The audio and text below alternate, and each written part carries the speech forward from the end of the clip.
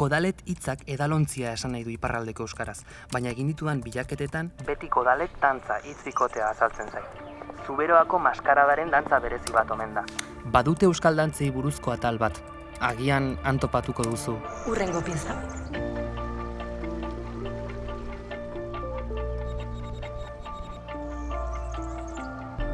Noski, ezin da ireki kodea jakin gabe.